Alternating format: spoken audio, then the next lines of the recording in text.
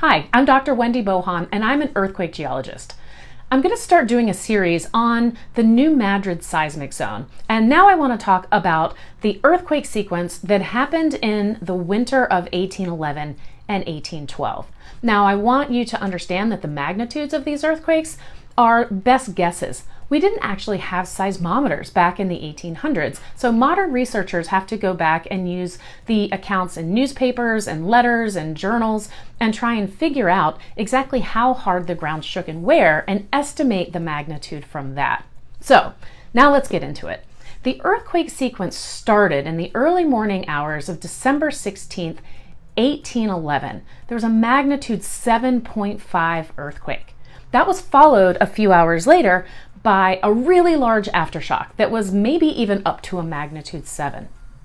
The next earthquake in the sequence, the next large earthquake, was a magnitude 7.3 that occurred on January 23rd, 1812, and that was followed on February 7th by another magnitude 7.5.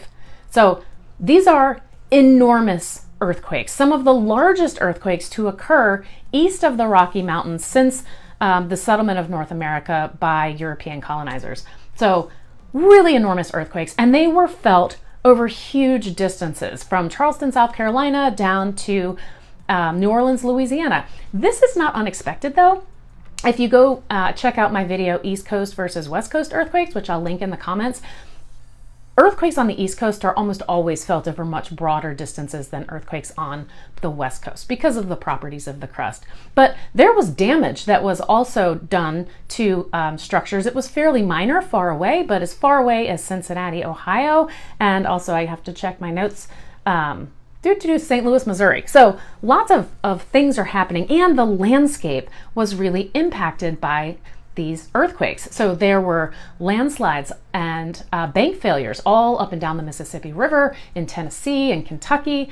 And there were huge areas that were affected by something called liquefaction, which we'll talk about in another video.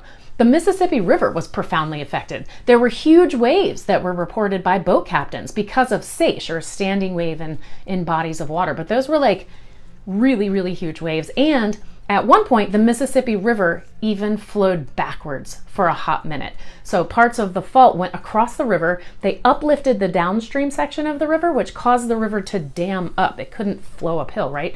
So eventually it had to find another way around, and it cut down a waterfall and eventually flowed on. So stay tuned for the next episode.